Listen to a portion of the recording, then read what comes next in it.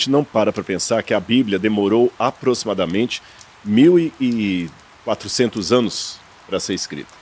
Ou 1.500 anos. Se eu pegar aquela que começa a ser escrita no 15º século a.C. e vai até o primeiro século depois de Cristo, 1.500 anos, mais de 40 autores em diferentes regiões.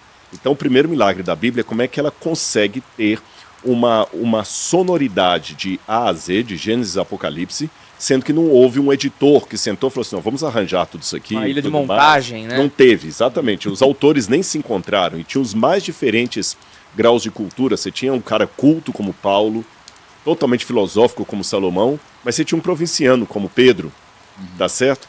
Agora, uma coisa importante a gente ver é que às vezes muitas pessoas na pregação esquecem desse detalhe e perdem essa dinâmica do tempo que o Tiago colocou. Apenas uma observação, essa questão do Novo Testamento parecer mais plausível, é uma aparência apenas, mas não é.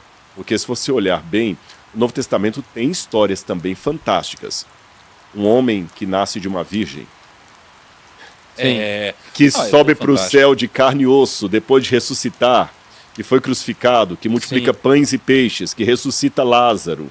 Então são histórias também muito, muito fortes. Então às vezes a gente tem a ideia que os milagres do Antigo Testamento eram mais difíceis de aceitar, mas do Novo Testamento também são muito surreais. E a segunda questão é que a gente às vezes pensa que o Deus do Antigo Testamento era um Deus muito duro, muito implacável. As pessoas falam isso, né? É um Deus mais cruel. E o do Novo Testamento é mais soft, é mais legal. Não, na verdade o do Novo Testamento também ele é duro. Mas lembremos que a linguagem que é usada no Antigo Testamento remete a essa cultura, esse contexto, é do Novo a essa cultura. Mas são coisas que a gente pode ir trabalhando em outra oportunidade. Entre o 9º e o 8º século antes de Cristo, é a época que antes de Cristo, então você está falando de uns 900 mil anos, mais ou menos? 800 anos antes de Cristo. Tá. E nessa época ali do Acabe, aconteceu o seguinte, Israel era um território só. O primeiro rei de Israel foi Saul, depois veio Davi, depois Salomão. Depois de Salomão houve uma briga, porque um grupo queria seguir ao filho de Salomão, Roboão, outro grupo queria seguir a Jeroboão. Então Israel era foi o outro dividido. Irmão. Não, o Jeroboão era o ministro da economia. E o Jeroboão é o único que tinha cabeça. A bola numa coisa. Você sabe que até o grande empreendedor, às vezes, ele erra. E o grande problema do grande empreendedor quando ele erra é que o estrago é muito maior.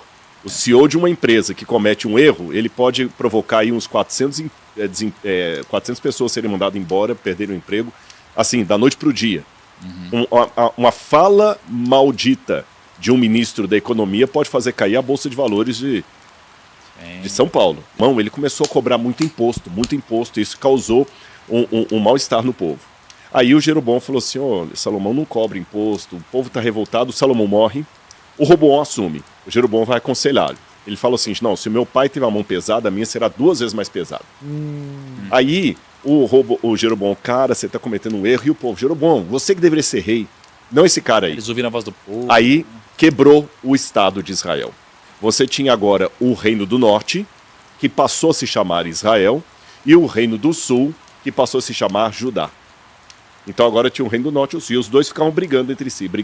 Então o Norte é quem que era do Norte? O Norte aí foi Jeroboão, e o Sul estava com Roboão. Roboão continuou a dinastia de Davi, então todos que sentavam no trono de Jerusalém, que era a capital do Sul, estavam sendo descendentes de Davi. Os que se assentavam no Norte não eram descendentes de Jeroboão, porque houve tanta briga que toda hora entravam no poder, e aí ficava sempre o Norte brigando com o Sul. O Norte brigando com o Sul. Isso não é o tema de hoje, não, mas aproveitando que dezembro tem Natal, eu vou dar só um spoiler aqui. Nessa linhagem de Salomão, que governou no Sul, também tinha gente que não valia nada. E teve um sujeito chamado Jeconias, que falaram assim, o Jeconias era tão ruim que o profeta falou o seguinte, Jeconias é maldito, nenhum descendente dele sentará no trono de Davi. Aí você criou um problema para a profecia. E a profecia dizia o seguinte, que o Messias que iria sentar no trono de Israel deveria ser descendente de Davi. Então aqui está Davi, aqui está o Messias. Mas entre Davi e o Messias tinha um tal de Jeconias, que a profecia falou, nenhum descendente dele sentará no trono de Davi. Então como é que você vai cumprir a profecia com um descendente de Davi sentando no trono, sendo que para ser descendente de Davi tinha que ser descendente de Jeconias, nenhum de Jeconias sentaria no trono. Aí que nós entendemos uma coisa interessante, há 2 genealogias de Jesus no Novo Testamento. uma a partir de Lucas, uma a partir de Mateus. Uma genealogia é a genealogia de Jesus a partir de José. Essa genealogia de Jesus a partir de José chegava em Davi. A outra genealogia de Jesus era a partir de Maria, que também chegava a Davi. Só que a genealogia de Jesus por parte de Maria chegava a Davi sem passar por Jeconias. A genealogia de Jesus passando por José passaria por Jeconias. Essa foi a razão pela qual Jesus teve que ter mãe humana, mas não pai humano. Porque, de acordo com a carne, ele não poderia ser descendente de Jeconias. Entendi. Por isso que Maria era virgem. José... Que justifica a profecia. Exatamente. Jesus é filho de José segundo a lei, mas segundo a carne de Maria. Então ele acabou sentando no trono, que é um descendente de Davi, mas não por Jeconias. Bom, voltando agora à questão do que você perguntou, então os reis estavam brigados e começar uma dinastia no norte bagunçada, que não são necessariamente os descendentes de Jeroboão. E o sul. E aí foi tendo um outro, e um brigava, matava, assumiu o poder, dava um golpe de estado. E no norte teve um rei chamado Omri, que não foi um bom rei, e o filho dele saiu pior. O filho dele foi Acabe. É interessante que o nome Acabe, em hebraico, significa o irmão do meu pai. Ahav, o irmão do meu pai. E o Acabe se apaixonou por uma mulher chamada Jezabel, e tem um jogo também no nome dela, porque Jezabel, em ugarítico, seria algo como Baal, ouve Baal. É como se alguém gritasse o nome de Baal. E na forma como o nome está colocado em hebraico, é como se fosse o lixo, o esterco. Eles fazem muito isso. Os judeus até hoje têm essa questão. Por exemplo, quando eles querem falar o nome de alguém que é maldito na história judaica, eles não pronunciam corretamente. Por exemplo, eles não falam Vespasiano, Vespásios. É uma maneira de falar o seguinte: eu desrespeito você, eu não vou falar o seu nome correto. Então, a maneira que o nome dela está grafado na Bíblia dá um trocadilho como se fosse a impura, o esterco. É igual Babilu, portal dos deuses, que na Bíblia eles falam Babel, confusão. Então, essa mulher, ela era sacerdotisa de Baal. Ela era do norte dos fenícios, onde hoje é o Líbano. E por que Acabe se casou com ela? Aliança política. Só que ele colocou sentado no trono uma mulher pagã, sacerdotisa do deus Baal, e que mandava no marido. Exatamente, é Jezabel. Então ela pegou e sentou no trono e ela mandava. E o Acabe era um pau mandado mesmo. Aí você imagina a bagunça. Um rei fraco, sendo mandado por uma mulher pagã, e ela não só mandou, mas ela começou a dar as cartas. Na história tem muitas situações em que a verdadeira líder era a mulher. Nós temos isso em várias situações. A própria Dalila, que a gente já fez aqui sobre Sansão, como é que ela manipulava o Sansão, e histórias até da Grécia e de Roma. Aí nessa situação começou a vir para Israel o culto a Baal. Veio dela. Ela começou a trazer o Baal, o museu que vocês visitaram lá no MAB. Nós temos um Baal original dessa época, uma estatueta de Baal. Ele era o deus da agricultura, era o deus popular, o deus dos trovões, o deus principal da religião dos fenícios. Tanto é que eu estive no Líbano 2 vezes, e lá no Líbano você tem até hoje o nome de Baal por todo lado. Por exemplo, tem uma cadeia montanhosa no norte do Líbano chamada Baalbek. Baalbek, quer dizer, a cadeia de Baal. Você colocou um ponto agora que o pessoal de casa que está assistindo a gente, que for membro de alguma igreja cristã, seja evangélica, católica, pentecostal, neopentecostal, não importa. Aqui o que o Thiago está colocando é uma lição para você pensar. Há 2 tipos de adultério. Aquele adultério que o camarada simplesmente troca uma mulher pela outra, e aquele adultério que o camarada fica com as duas ao mesmo tempo. Eu acho que esse segundo é pior. Sabe que camarada que tem a família dele e tem a filial, a matriz e a filial. Então a mesma coisa acontecia nos tempos da Bíblia. Pior do que rejeitar a Deus e escolher outros deuses é querer adorar os dois ali em pé de igualdade. Então essa que foi a questão. Porque a Jezabel, ela não baniu 100% de cara o culto ao Deus verdadeiro. Ela colocou Baal, e Baal foi entrando aos poucos. E os fenícios eram muito bons. Os fenícios aperfeiçoaram o alfabeto. Os fenícios foram um dos principais pioneiros das grandes navegações. Inclusive tem uma teoria aí, eu não vou entrar nela, que os fenícios podem ter estado na América muito antes dos descobridores. Tem gente que acredita nisso, que os fenícios estiveram até no Brasil. Essas marcações. Tem a questão da Pedra da Gávea lá, tem toda uma história que alguns acham que é mito, mas é uma história que ainda não está muito bem esclarecida. Não posso falar que é verdadeira, mas também não vou falar que é 100% falsa. E aí, quando ela conseguiu aos pouquinhos trazer Baal para dentro, as pessoas começaram a adorar a Baal e a Yahweh, o Deus de Israel. E é interessante que Baal significa também senhor, marido. Então, Javé era considerado o Baal do povo, o marido do povo. Olha a intersecção. E depois ela deu um passo além. Ela começou a perseguir os profetas de Deus, do Deus verdadeiro, do Senhor, e começou a colocar profetas de Baal na frente. Então os profetas de Baal recebiam salário do governo de Israel. Eles eram assalariados, eram funcionários públicos. Nossa. Enquanto os profetas do Senhor eram perseguidos. E chegou um momento que Elias foi levantado por Deus nessa situação aqui. Falou assim, Elias, vai lá agora e enfrenta Jezabel. E aí que Elias sobe. E é interessante que o nome dele já era um nome significativo. Elias significa Yahweh é Deus. Esse que é o significado do nome. Eu estou falando Yahweh, a gente não sabe a pronúncia correta do nome de Deus. Os judeus até evitam, falam Hashem ou o nome, né? O Senhor é Deus. O Senhor é Deus. E ele levanta e ele fala assim, olha, eu falo com vocês. Enquanto Jezabel ficar dando as cartas, Deus não vai deixar que chova. E aqui duas informações importantes. Por que há várias maneiras de Deus punir um povo? No Egito ele levou as pragas, mas a punição de Deus não é um castigo de capricho. É uma forma de ensinar uma lição. Por exemplo, por que no Egito Deus deu 10 pragas daquele jeito? Cada praga que caiu no Egito estava atingindo um deus diferente do Egito. O Nilo era um deus, aí o Nilo virou sangue, tá certo? O sol era outro deus, o sol ficou escuro. Então foi o deus da agricultura aqui? Exatamente. Baal é o deus da agricultura. E a agricultura, para dar certo, precisa de quê? Chuva. 3 anos e meio não vai chover. Aqui nós temos lá no NASP, ele está com a parte de cima quebrada.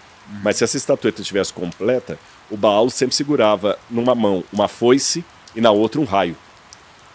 Era o deus do raio e da foice por causa da agricultura. Moisés.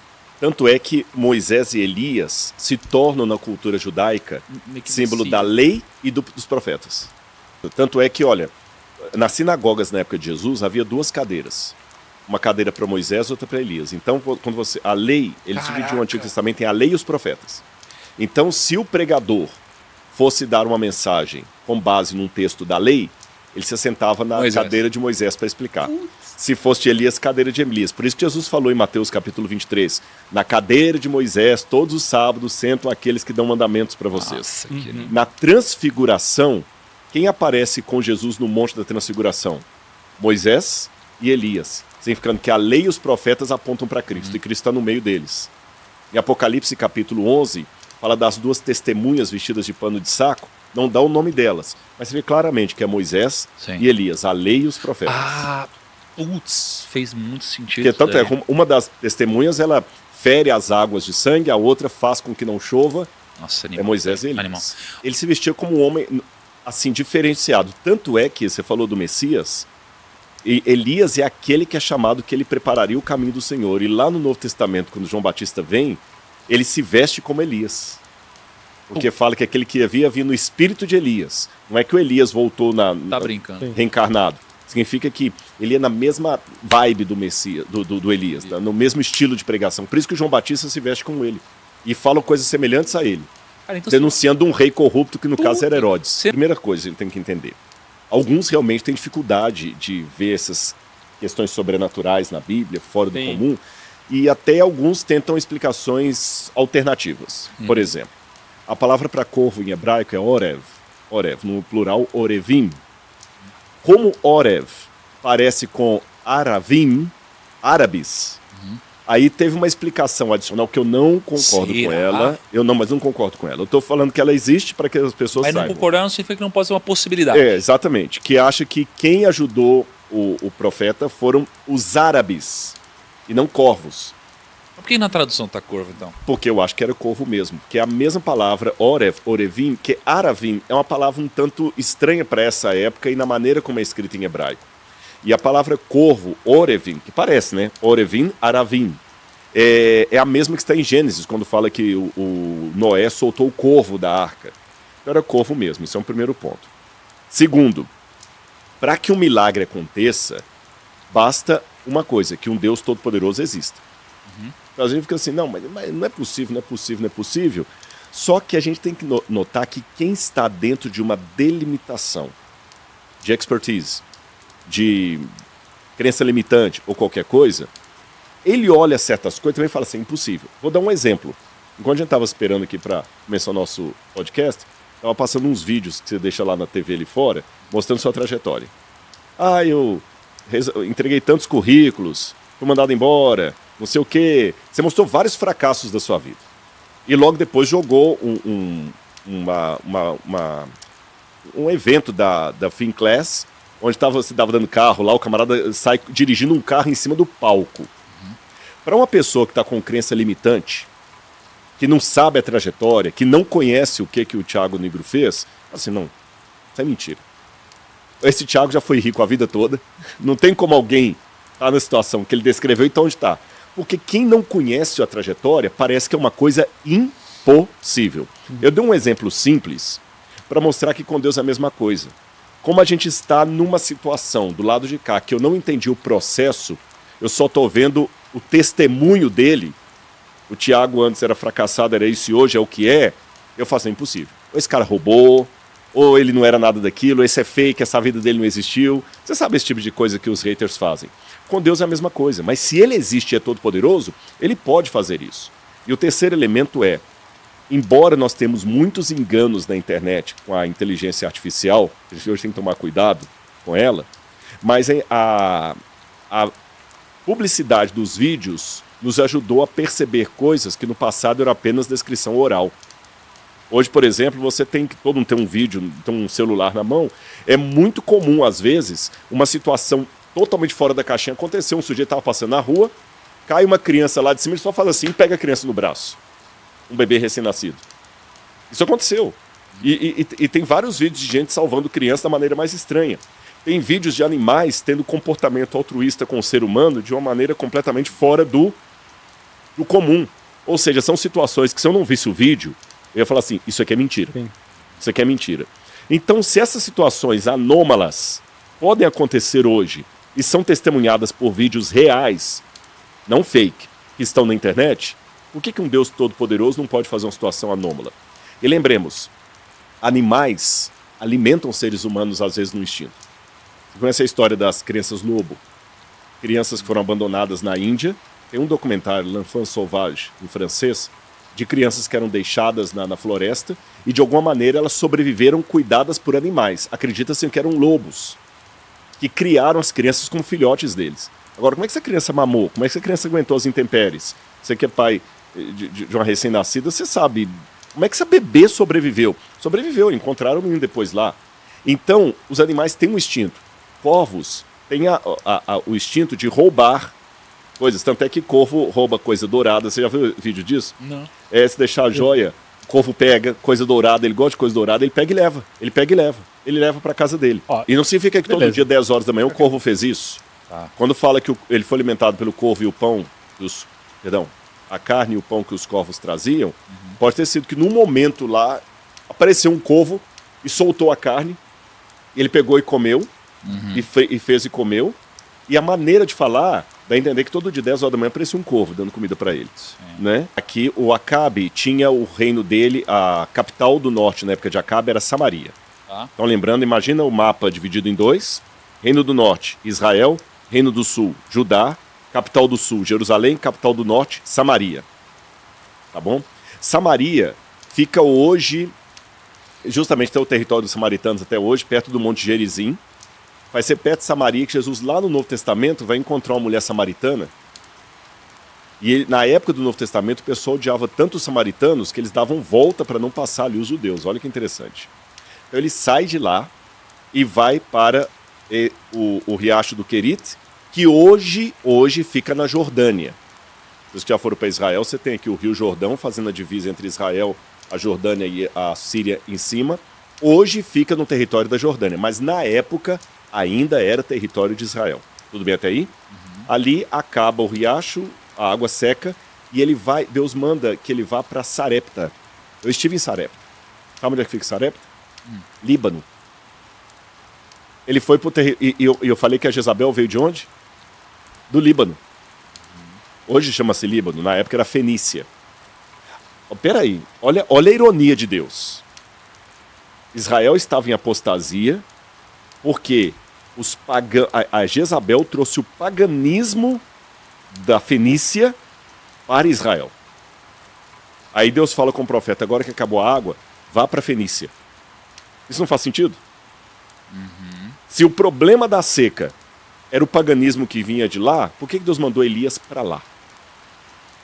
E é interessante que no Novo Testamento, em Lucas capítulo 4, versículo 25 em diante, Jesus repreende os judeus falando o seguinte, vocês pararam para pensar que na época da seca, tendo tantas viúvas em Israel, Deus mandou Elias para uma viúva pagã? Porque Sarepta era território dos pagãos. Poxa, com tanta viúva israelita, Deus manda Elias para lá. E é lá que tem o episódio que eu vou entrar na sua pergunta agora. Mas antes de entrar, eu quero colocar essa reflexão. Interessante. Primeira lição que eu aprendo. Eu não posso julgar o todo pela parte. Não é porque Jezabel e mais os 400 e 450 profetas de Baal eram ruins que todos os fenícios eram ruins.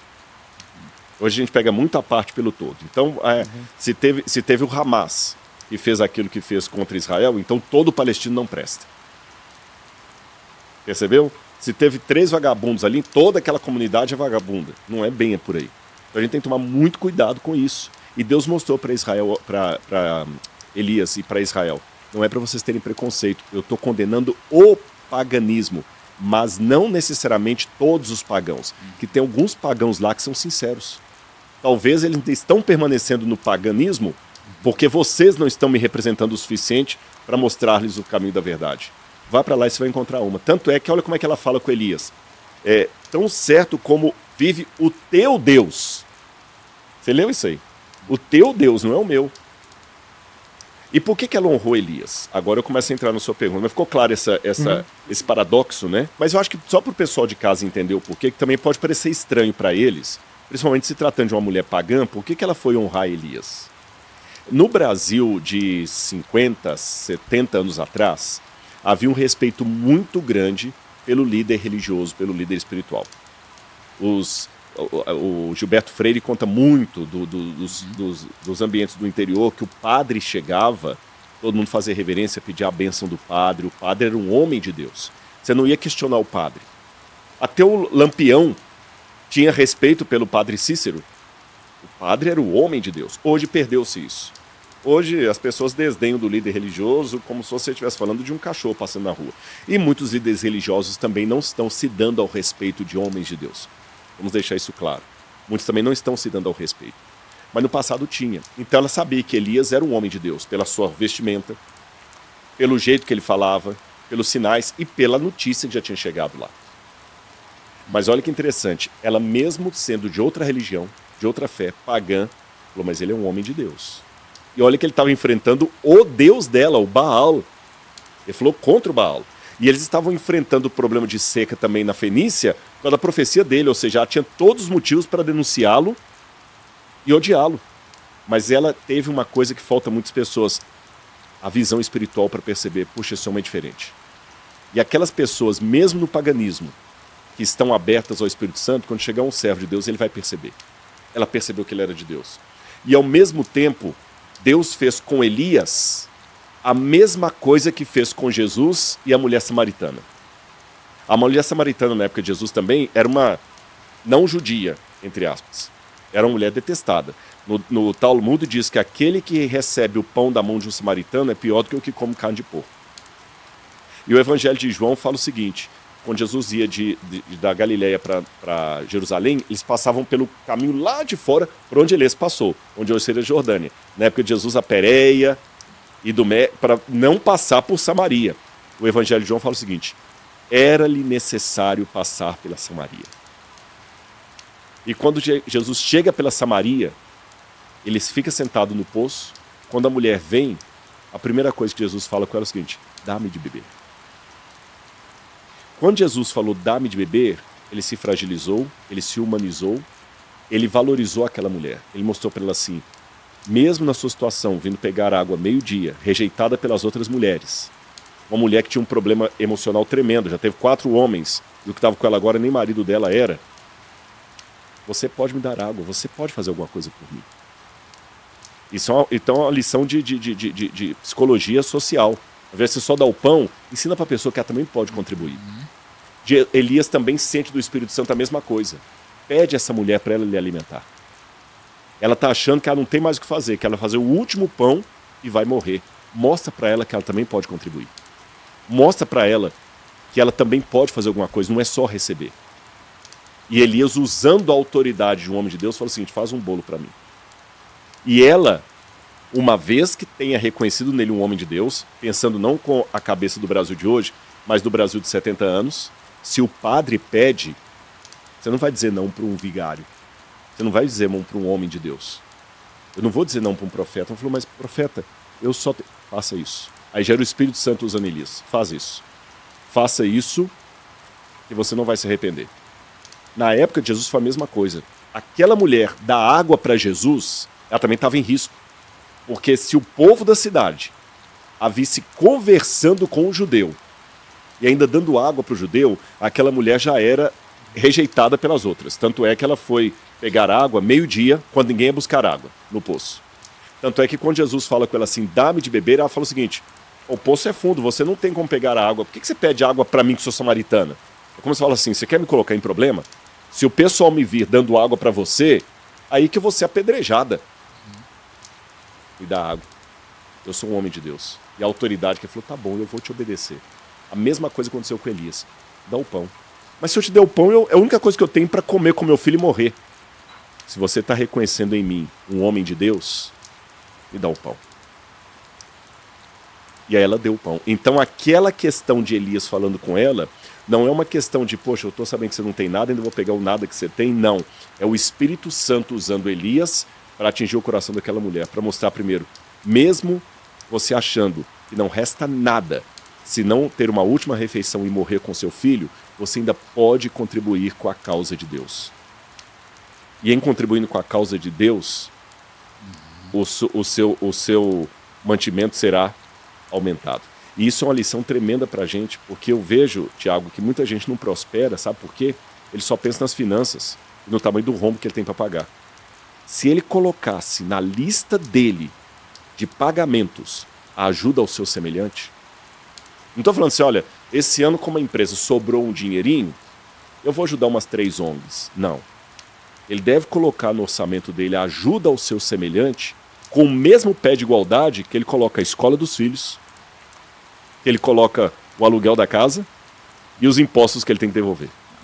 Aí prospera. Sim, e prosperou. Sim. Aí ela teve fartura de comida. Posso dar um exemplo disso na prática? Uhum. Muita gente que assiste o PrimoCast aqui são pessoas empreendedoras que querem investir. Então na FinClass, você quer aprender? Eu não sou eu não tenho expertise em finanças como eles, em aplicação. Mas eu vou lhe dar o testemunho de alguém que eu conheço, que é um modelo para mim. Já falei várias vezes dele com o Tiago, é o Dr. Milton Afonso. Esse homem ajudou mais de 60 mil jovens a estudar. Ele deu bolsa de estudo para mais de 60 mil jovens. Já falei com você sobre ele. Fundou um grande império. Um homem que nasceu pobre de Marredeci e fundou um grande império. Ele vai fazer agora em dezembro 104 anos de idade. Está vivo, lúcido, eu estarei com ele. Uma vez, essa cena aconteceu. O Dr. Milton não era tão rico ainda, estava mais ou menos ali se equilibrando. E alguém que estava com uma ONG, eu conheço essa história de primeira mão, tá? Ele prometeu: não passa no meu escritório no final do mês que eu vou te dar o cheque para ajudar com aquele projeto lá. Na época era cheque. O sujeito passou lá. Quando ele chegou lá, a secretária falou: só um minutinho que o Dr. Milton já vai te atender. E ele viu a porta aberta e o Dr. Milton lá tendo uma discussão que deu para ouvir com o contador. Onde o contador falou assim: olha, tivemos aquele problema, esse mês não vai dar lucro, que tem no banco não cobre, a gente está com esse problema para pagar. Ela falou: puxa vida, eu vim aqui pegar um cheque de doação, eu vou voltar. Não vou nem entrar. Imagina, você me prometeu me dar um dinheiro, eu chego aqui, você está falando que não tá conseguindo fechar nem a folha de pagamento. Pode parecer até perdulário da parte dele, mas não é. Quando o camarada estava assim, aí ele viu, ô fulano, tudo bem? Entra pra cá. Ele entrou, você veio buscar o seu cheque, né? Ele falou, e ele tinha ouvido a conversa. Ele falou com o contador, quanto que você falou que tem na conta? Lá tem tanto. Ele falou, então faz um cheque para ele. O contador falou, mas você não está entendendo? Eu falei que nós temos uma dívida aqui para acertar, que o que está lá não vai cobrir nem a dívida, não é que eu vou dar um cheque para ele. Ele falou, o que a gente tem na conta vai resolver os nossos problemas? Não vai. Mas vai resolver o dele? E eu dei minha palavra. Faça o cheque para ele. Legal. Fora de contexto, isso pode parecer uma pessoa irresponsável com suas finanças. Mas não é. Tanto é que o Dr. Milton chegou a acumular ilha, helicóptero, avião e outras coisas mais. E isso perdurou nele a vida toda, que muita gente pensa assim, não, o dia que eu for um Thiago Negro, eu vou ajudar. Eu tenho muito dinheiro, eu tenho economia. Hoje não, hoje eu estou fazendo as contas com o meu salário aqui. Quem é fiel no pouco e é fiel no muito. A viúva só tinha aquilo ali, mas ela contribuiu. E a primeira coisa que eu aprendo é o seguinte, esse texto mostra que a linha de vida do crente, a espiritualidade do crente, não é uma linha contínua. É quase como aqueles sinais de, eu não sei como se chama, de medicina, que o pessoal tá do coração lá, não tem filme? Há altos e baixos. O milagre, é por isso que é importante dizer que o milagre, ele nunca deve levar a pessoa à conversão. A pessoa que se converte só porque viu o milagre, é complicado. Porque o milagre, ele dá um impacto, ele realmente mexe com você, mas ele tem data de vencimento. A Bíblia está repleta de casos. O povo de Israel viu um milagre muito maior do que esse, que foi o Mar Vermelho se abrindo. Sim. Mas na primeira ausência de Moisés, que veio o medo, o pânico, eles adoraram o bezerro de ouro. E na vida da gente também, Jesus curou várias pessoas em Jerusalém. Tanto é que, num domingo, eles estavam querendo clamá-lo como o rei de Israel e entrando com Jesus em Jerusalém. 6 dias depois, um grupo estava ali pedindo a crucifixão de Jesus e para libertarem Barrabás. Onde é que estavam os demais que não fizeram nada? Onde é que estavam os demais? Cadê Lázaro? Cadê a multidão que entrou com ele em Jerusalém? Todo mundo sumiu, evaporou. Então, repito, os milagres são importantes, eles têm um impacto na sua vida, mas milagre tem data de vencimento. É a decisão que eu tomo no meu coração, lembrando que ela será constantemente balançada. Por isso que a conversão, vou falar um paradoxo aqui, a conversão é ao mesmo tempo algo que você toma uma vez na vida, mas que você repete todos os dias. Todos os dias tem que ser espiritualmente um batismo. Lembra quando você se batizou?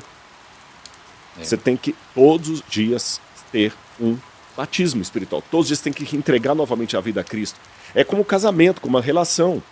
Não é todos os dias que você acorda assim, ai, como eu estou apaixonado por essa mulher. Ainda mais no purpério, né? Não, exatamente. Bom, eu não sei, quando eu estou lá, eu vou chegar, né? O que você tomou no casamento não pode ser uma coisa só do altar. Você tem que estar repetindo constantemente em palavras, atos para si, porque você vai ter altos e baixos, em todo sentido. E essa mulher não significa que ela não acreditou no início. Mas ela teve um momento de queda. Pedro, por exemplo, teve um dia lá que ele falou, Jesus, tu és o Cristo, o Filho de Deus vivo. Jesus falou assim, tu és Simão Bar-Jonas, bem-aventurado é você, porque Deus te revelou isso.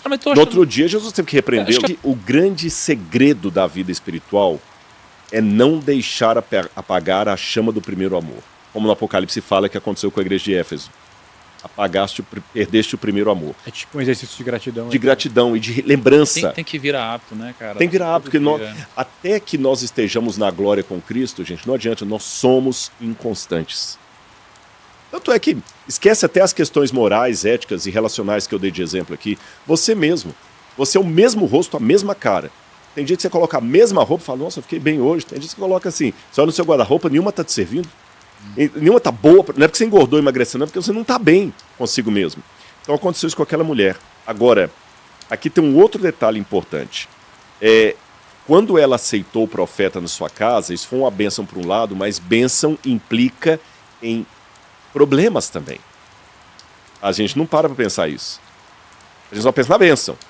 É aquela pessoa assim, que ele sonha. Quando eu era criança, o meu sonho era ter um carro. Eu queria ter um carro. Como eu queria ter um carro? Só que na minha quimera infantil, Sabia que vinha o IPVA junto. eu não sabia que IPVA junto, dificuldade de vaga para estacionamento, vaga apertada que você tem que ficar ali, um cara de moto que passa e arranha o seu carro, igual aconteceu com eu esses dias aí. Então, quer dizer, a gente não imagina nada disso, só imagina o carro do desenho animado, porque o carro do desenho animado não tem nada, é só ali dirigir. Então, a vida, a bênção vem, mas com ela vem implicações. E se você não tiver responsabilidade com as questões que a bênção vai lhe trazer, a bênção pode virar uma maldição. E quais são as implicações do milagre da viúva? Bom, o que ela ganhou? Ela ganhou sobrevida, que agora ela ia morrer naquele dia com um menino de fome. Deve ser horrível morrer de fome. Morrer de fome. Ela não tinha mais problema da morte naquele momento, ela tinha comida na casa dela. Mas quais são as implicações disso? Letra A, ela teve que abrigar na casa dela um homem que era inimigo ali. Veja, Elias era o opositor mor do culto a Baal. E Deus manda Elias para o território de Baal, na Fenícia. Então, quer dizer, persona não grata. Ela estava guardando Elias na casa dela, igual Raabe guardou os espias em Jericó. Os vizinhos podem ter questionado. Na época da peste bubônica, sabe por que muitos judeus foram mortos? Porque o judeu tinha o hábito de praticar a tefilá, que é o banho cerimonial. Como o judeu medieval banhava-se todos os dias, às vezes mais de uma vez por dia, ele acabava tendo uma higiene melhor do que o resto da população europeia. Como o judeu tinha toda a lei kasherut, de preparo do alimento, de limpeza do alimento, ele não comia alimento com restos de urina de rato. O que acontecia? A peste bubônica não atingia a casa dos judeus. O que o pessoal interpretava? Os vizinhos que estavam morrendo de gente de peste bubônica e o judeu não acontecia nada. O que eles entendiam? Bruxaria. Vamos queimar os judeus. Se a peste bubônica me pegou e não pegou ele, é porque ele tem alguma feitiçaria, ele é bruxo. Então ele não vai morrer de peste bubônica, vai morrer pelas minhas mãos. Aquela mulher correu o risco de ser morta. Porque imagina bem, o inimigo de Baal está na casa dela. Todo mundo está passando fome aqui. A dela tem comida. Qual a bruxaria que essa mulher fez? Vamos matá-la. Então a Bíblia resume, não dá os detalhes, mas nas entrelinhas você imagina que aqueles dias não foram fáceis. E para piorar, o menino dela aparece morto. Então ela falou assim, pronto, foi o castigo mesmo e tal, e a minha iniquidade, ela estava se sentindo culpada, pressionada, onde Elias faz aquele ato ali que eu posso explicar para você o que ele fez. A pessoa só é sincera quando ela aceita. Será que não tem alguém que está ouvindo a pregação por muito tempo e ainda não tomou uma decisão? E eu, no auge da minha arrogância espiritual, já estou julgando. Ele não é sincero. Porque se ele fosse sincero, ele aceitaria. Mas cada um tem o seu tempo. E você passou por isso, processo de conversão, um dos grandes problemas quando a gente converte, eu entendo, é compreensível do ponto de vista psicológico, mas é um pouco desrespeitoso. A gente não respeita o tempo do outro. Esse principalmente quando é parente. Eu não respondi uma coisa que você me perguntou, que deve estar muita gente perguntando em casa. A descrição da cena de Elias deitando em cima do menino é muito estranho. O Eliseu, que é o discípulo de Elias, vai curar um menino numa cena muito semelhante. O Eliseu vai ser pior, ele coloca olho com olho, boca com boca e deita em cima do menino. Na nossa cultura, é uma coisa quase que parece até estranho, né? Estranho. Mas não, quando a gente pega a cultura do Oriente Médio, embora eu não tenha um exemplo assim, ipsis literis, tal qual, eu tenho um princípio do modo como eles faziam as curas ou verificação da vida da pessoa. Por exemplo, tem um tratado médico da Mesopotâmia de Ashapul, o nome é feio mesmo, Ashapul, e esse tratado médico, que eles misturavam medicina com encantamentos, diz o seguinte: verifique se a pessoa está viva, colocando o braço no peito dela, o peito nela, apoiando-se nela. Sentir, não fala literalmente para você deitar por cima, mas é muito parecido com o que Elias fez. Ele fala assim, olha, para ver se a pessoa morreu, assim, eu esqueci de mencionar isso, nesse tratado diz que você sabe se a pessoa estava viva porque o corpo dela emitia calor. Isso é interessante dizer. Se o corpo dela estivesse frio, ela estava morta. Se emitisse calor, ela ainda estava viva ou poderia voltar a viver. Então a maneira que eles tinham de perceber se o corpo emitia calor é, literalmente, debruçando-se em cima do corpo para ver se havia emissão de calor. Então você olhava a respiração, mas se debruçava em cima da pessoa. Então, quando Elias debruça 3 vezes em cima do menino, é para ver se estava emitindo calor ou não. Para ver se o menino estava voltando à vida ou não. Hoje, quando você vê paramédicos, que eles fazem a massagem cardíaca, né, e sopram aqui para ver se a pessoa está respirando, e depois ele pega e coloca o ouvido aqui para ver se o coração está batendo ou a pulsação. Ele vai verificando. Eles acreditavam que a vida vem de Deus. E a vida vem de Deus através do fôlego. Tanto é que no Gênesis fala, e Deus soprou-lhe nas narinas o fôlego de vida. Na verdade, isso aqui vai chocar o pessoal. O que o Gênesis está descrevendo é que Deus praticamente fez uma respiração boca a boca com Adão. Ou boca-nariz. Eu estou falando boca a boca pelo nome que dá hoje, né? Adão estava ali montado e Deus soprou-lhe nas narinas. Não, é como se pegasse assim e soprasse. Então você repetia na pessoa o procedimento da criação, para ver se Deus lhe usaria para trazer a vida de novo. Porque o médico era também um sacerdote. Essa era a cultura da época, tanto de Israel como dos povos vizinhos.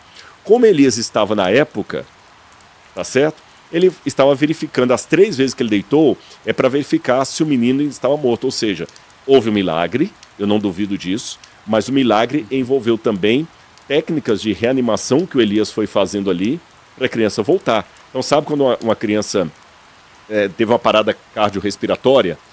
Aí o pessoal fica, e daqui a pouquinho a pessoa volta, mas ele fica de quando em vez, ele faz o movimento, então, depois ele verifica se a pulsação voltou. Eu dei com uma pergunta e pedi se alguém que está assistindo a gente, que é da área médica ou de medicina, né, ou enfermaria, pudesse responder. Se do ponto de vista médico, eu estou colocando se porque eu não sei a resposta sincera, a parada cardiorrespiratória é um quadro clínico de falência, de morte? Eu sei que isso às vezes é meio também de época, né? Uma convenção. Quando é que a pessoa de fato morreu? Tem uma discussão. É o cérebro. É o cérebro, o coração, que às vezes você consegue fazer o coração voltar. Se você considera a parada cardiorrespiratória como falecimento, como morte, então ele morreu. Você entendeu? Agora, se do ponto de vista médico é uma coisa que você ainda tem esperança de reanimar, talvez não. Mas isso do ponto de vista técnico. Agora, para quem é leigo, está vendo a cena, parou de respirar, coração parou de bombear, eu como leigo falo, morreu. Mas ela, justamente por isso, ela não diz um porquê. Deus sabe porque ele escolheu Elias daquele jeito. E nós vamos ver lá na frente que Deus não escolheu Elias porque Elias era mais bonito, porque ele era mais inteligente, porque era mais o sábio, perfeito. Porque Elias também vai ter as pisadas na bola dele feias. Vai pisar nele. Feias. Então, aqui não fala a quantidade de tempo da seca, mas quando você vai para Lucas 4, e no livro de Tiago, seu xará, Tiago também fala que eram 3 anos e meio de seca. O Flávio José também menciona que eram 3 anos e meio de seca, é literatura rabínica. E é interessante que 3 anos e meio é um número na Bíblia muito simbólico. Você gosta dos números? Você vai para Daniel capítulo 7, fala do chifre pequeno, que era o opositor do povo de Deus, que ia lutar contra eles durante 3 anos e meio. Você vai em Apocalipse capítulo 12, fala da mulher também, o povo de Deus, sofrendo, fugindo para um deserto, perseguida pela besta do Apocalipse durante 3 anos e meio. Entendeu? Então você vê que o Messias, em Daniel capítulo 9, ele vai ser tirado na metade da semana, 3,5. Então tem um sentido também assim, supra-histórico isso aqui. O 3 anos e meio é o período da escassez, da provação, da tribulação e da vitória daqueles que sobreviverem a esse período. Vai ri devar Adonai, assim que diz em hebraico, vai ri devar Adonai. E veio a palavra, vai ri é um ver de vir mesmo. Então a palavra não é apenas, era um encontro que ele tinha com o sagrado. Tanto é que essa palavra no Novo Testamento, no Evangelho de João, é o Logos, que se faz carne e habitou no meio de nós. Ou seja, aquilo que no Antigo Testamento era privilégio de poucos, somente o profeta tinha um encontro com a palavra. No Novo Testamento, todos podem ver a palavra, que ela se materializa, ela se faz carne e vem habitar no meio de nós. Então Jesus se encarnando é a palavra de Deus visível para todos. No Antigo Testamento, Jesus vem ao profeta de uma maneira espiritual. Os seres humanos não foram feitos em série como carro. Então não é necessariamente o fato de somente Elias comportar-se como ele comportou, somente o comportamento de Elias que era o correto perante Deus. Obadias estava vivendo no palácio, tentando fazer uma espécie de política de boa vizinhança. Os outros profetas estavam escondidos. Além desses, já vou dar um spoiler, na frente Deus vai falar, tem mais 7.000 que não dobraram o joelho a Baal. Onde é que eles estavam? Então a gente mostra que na hora do conflito, muitos cristãos, embora a moralidade, a verdade é uma só, a maneira que você tem de participar do reino de Deus é diferente. Os dons são diferentes. Tá certo? Então, olhando por um lado, o Obadias pode parecer até um covarde. Não, ele estava tendo o papel dele. Deus estava usando o Obadias ali para proteger aqueles profetas. Aqueles profetas, eu posso falar, que covardes, por que eles não enfrentaram? Imagina, e de 100 era melhor do que ele ia sozinho. Mas cada um tem o seu papel na construção do reino. E o ápice disso vai ser o Monte Carmelo. Lá no museu nós temos a Azerá também, em hebraico Ashera. Ela era uma deusa também da agricultura, e olha que loucura, uns 2 minutos para contar a história deles. No mito pagão, Ashera era a esposa do deus El. Olha a confusão. El era o deus fenício, ou garítico, tá bom? Chamava-se El. Em hebraico, um dos títulos para o Deus verdadeiro era El. El. Tanto é que Elias, o Senhor é El, o Senhor é Deus. Olha a bagunça que faz. Você tem duas coisas com um produto muito parecido ali, né? Tem a Finclass e eu crio agora a Tinclass. Parece, mas não é, né? Tá muito parecido ali, dá para enganar. Era uma paródia. Além disso, a Ashera, além de ser esposa de El, ela era aquilo que o povo queria. Por quê? Naquela época, qual que era o grande ganho de um homem com cabeça patriarcal naquela época? Ter mulher e muitos filhos. E quanto mais mulheres e mais filhos ele tivesse, melhor. Lembra que o Salomão tinha centenas de mulheres? Então, quanto mais mulheres. E os deuses imitavam o modelo do sucesso humano. Os deuses eram realmente patriarcas, cheios de deusas e cheios de filhos. Aí o Deus de Israel é um solteirão, sem filhos, porque embora Jesus é o Filho de Deus, mas não tinham essa noção na época. Sem mulher, sem esposas. O Deus de Israel era o antagonismo de toda a imagem de marketing de um Deus que você tinha como modelo de vida. Ele não era patriarca, ele não tinha mulheres, ele não tinha um monte de filhos. Mas o El tinha. Ele tinha a Ashera, tinha um monte de filhos. Além disso, o que o povo gosta? O povo gosta de treta. Todo mundo odeia o traidor, mas ama a traição. Um dos filhos de El com Ashera era Baal. E o Baal tinha relação incestuosa com a própria mãe. É treta, e é o que dá ibope na internet, né? É a fulana que saiu da casa da fazenda do Big Brother, que pegou o fulano, é a outra que tava com aqui, que largou o cara por causa do diretor do cinema. Todo mundo gosta disso aí, as revistas de fofoca até hoje estão aí. Então, era mais interessante, era mais instigante a história do incesto de Baal com a própria mãe dele traindo o pai dele. Isso era muito mais... Tinha um appeal popular muito maior do que a história do Deus de Israel criando o céu e a terra e livrando o povo do Egito. Então, se você for olhar hoje, realmente, a Bíblia, a gente tem que tomar cuidado, e eu sei, por exemplo, a Maíra gosta muito de alimentação, você sabe que, às vezes, não é o alimento que é ruim, é o nosso paladar que está estragado. Quando eu bebo demais refrigerante, a água fica sem graça. Verdade. Eu estou com excesso de açúcar no paladar, contaminou. Então, quando o povo está com excesso de entretenimento barato, uma história bíblica é sem graça. Harry Potter é mais legal. Velozes e Furiosos é mais legal. O Exorcista é mais legal. Você está entendendo? Sim. Então, da mesma maneira, a história de Baal é mais legal. O cara, ele traiu o próprio pai dele, pegando a mãe dele e tal, papá. E eles amavam o espetáculo. E eles acreditavam numa coisa que é importante eu trazer aqui para vocês entenderem o ambiente da época. Que a gente está estudando do ponto de vista de Elias, vamos entender do ponto de vista do cidadão comum da época. O Deus da Bíblia, ele é adorado por duas coisas. Por tudo que ele é e por tudo que ele faz. Os pagãos também adoravam os deuses por tudo que eles eram e por tudo que eles faziam. Mas os pagãos acrescentavam um terceiro motivo pelo qual eles adoravam os deuses. Sabe qual? Diferente do Deus da Bíblia, os deuses pagãos podiam ser iludidos, podiam ser seduzidos, podiam ser hipnotizados. E o que você fazia? Imagina se você pode hipnotizar um Deus. Imagina se você tem o poder de seduzir um Deus. Imagina alguém como Dalila tendo a capacidade de seduzir um Deus. Ele faz qualquer coisa. Lembra o Herodes, quando a menina dançou para ele lá, ele falou assim, menino, depois dessa dança aí, pede a metade do meu reino que eu te dou. Os deuses no mundo pagão eram assim. E o que pode hipnotizar um Deus? A sensualidade, porque os deuses tinham as mesmas paixões humanas. É só você pegar os mitos do Olimpo. Os deuses eram apenas um modelo maior de tudo que é depravado. O Zeus era pegador de mulher, aquela coisa toda, o Baco era beberrão, aquela coisa toda.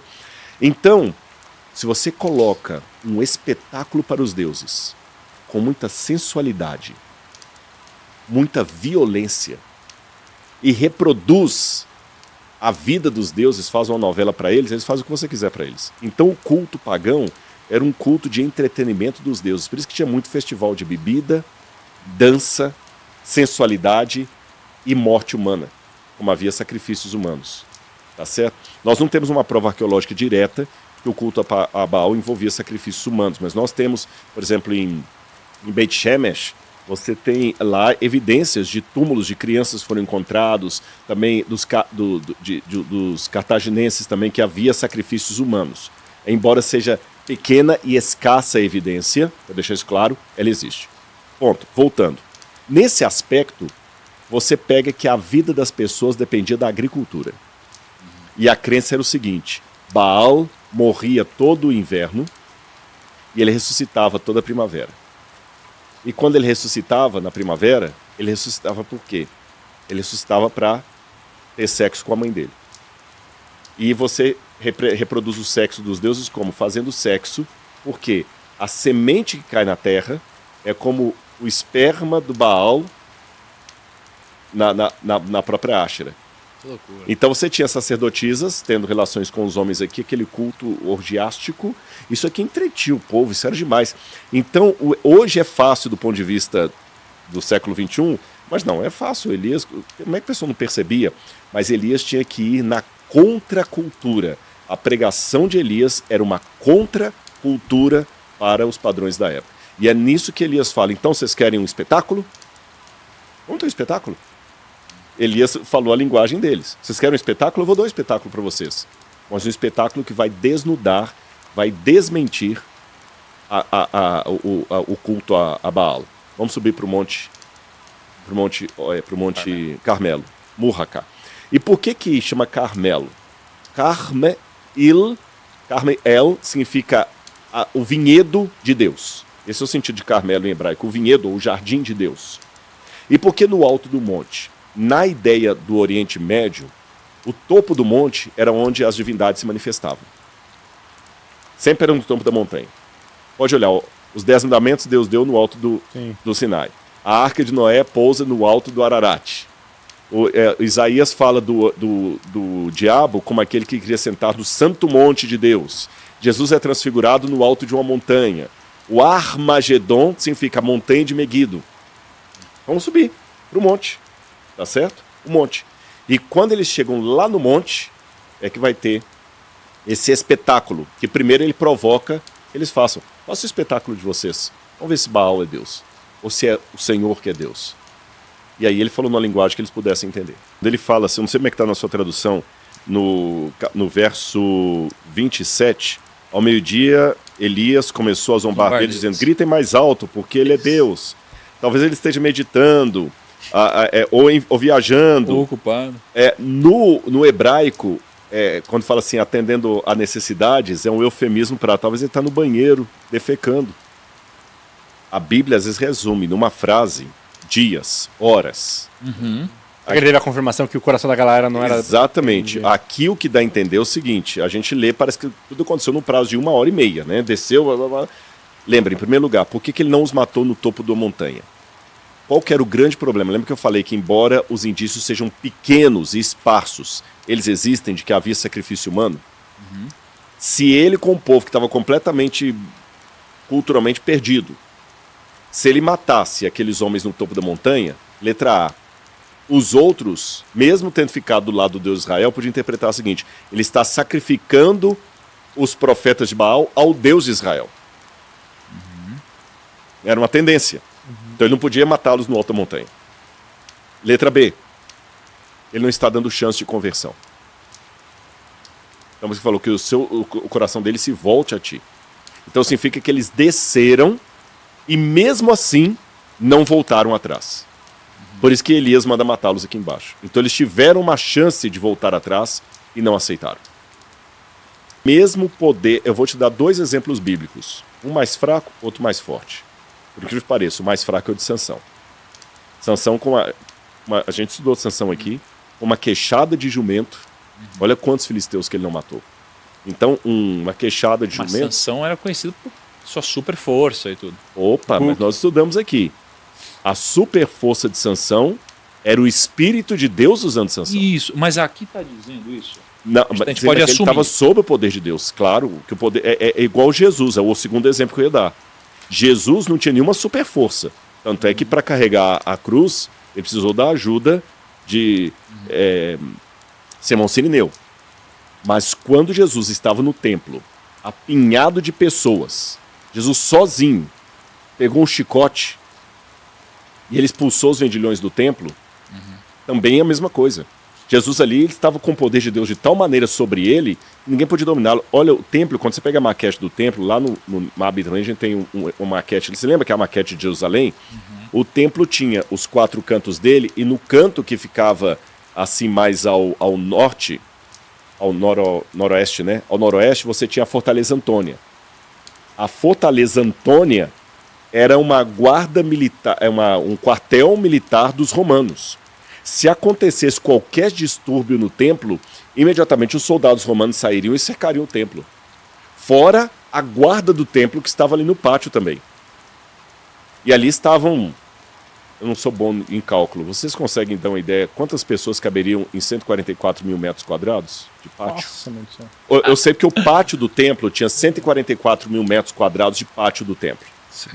Eu não saberia calcular de cabeça quantas pessoas caberiam ali. Mas eu posso dizer que era muita gente, porque era a época da Páscoa. Jerusalém estava apinhada de pessoas, é igual Aparecida do Norte, dia 12 de outubro, que tem peregrino católico de todo lado, a cidade fica lotada de pessoas, Jerusalém estava lotada. Guarda do templo, a milícia romana na Fortaleza Antônia, e só um homem, com um chicote, bota todo mundo para correr. É o Espírito Santo de Deus. É o mesmo Espírito que pegou Elias naquele momento. Tá certo? Jesus botou aquele pessoal todo no chicote. Então, o poder de Deus, quando ele toma... Aqui tem uma lição. Deus não precisa de quantidade, Deus precisa de qualidade. E se você que está assistindo a gente acreditar em Deus, entregar a sua vida em Deus, você e Deus serão sempre a maioria. Absoluta. É igual da vida. A maioria absoluta. Pode ser você e Deus. Ah, mas sou eu e Deus contra o mundo. Você é a maioria. Se for você e Deus, no universo você é a maioria. Quando o Apocalipse fala da última batalha, do bem contra o mal, fala, e reuniu-os no lugar que em hebraico se chama Armagedon. O Novo Testamento foi escrito em grego. Mas por que essa passagem, Deus falou com João, escreve em hebraico? Ar, em hebraico, é montanha. Magedon é Megido. Megido? Megido. A cidade Megido, ou Megido, em Israel. Agora é curioso que se você olhar ali onde está a cidade Megido, ou Megido, é uma grande planície. É a planície de Jezreel, em Israel. É uma planície enorme. Não tem montanha de Megido. Megido está numa condição elevada, de colina, mas não é montanha. Megido é uma tel. Em hebraico, quando se fala tel, é uma colina. Ar é uma montanha. E a Bíblia não fala, reuniu-os no lugar que se chama Tel Megido. Megido, Armagedon. Montanha de Megido. Mas não tem montanha ali. Aí nós descobrimos uma coisa. Na cultura bíblica, quando o acidente geográfico está numa região, a região recebe o nome do acidente geográfico, ou o acidente geográfico recebe o nome da região. Vou dar exemplo. O Monte Horebe fica na península do Sinai. Então ele é chamado tanto de Monte Horebe quanto Monte Sinai. O Monte Pisga fica na região do Nebo. Então ele é chamado tanto de Monte Nebo como Monte Pisga. O mar de Genezaré fica na região da Galileia. Então ele é chamado tanto de Mar de Genezaré como Mar da Galileia. E assim por diante. Vocês entenderam? Uhum. O Monte Carmelo fica na circunvizinhança de Megido. Então ele é o Monte Megido. Então o Apocalipse, de maneira profética, toma a história de Elias contra os profetas de Baal e Áxera para poder descrever a batalha final do bem contra o mal no fim dos tempos. Onde o povo de Deus também vai ser menos, mas com Deus se torna a maioria. Caramba, cara. O Armagedon.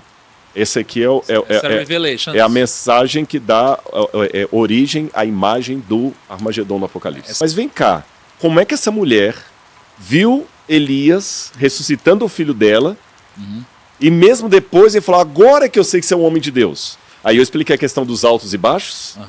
Vocês estão vendo Elias reproduzindo no sentimento a mesma situação da viúva. Ela teve os altos e baixos, ele também teve. Mostrando que todas as pessoas, sem exceção, têm altos e baixos. Ninguém pode arvorar e falar assim, eu sou fera, eu sou super poderoso aqui. Pessoa do singular. Eu sou um sobrevivente de depressão. Crise depressiva profunda. Medicamento, de cogitarem me mandar para o hospital psiquiátrico.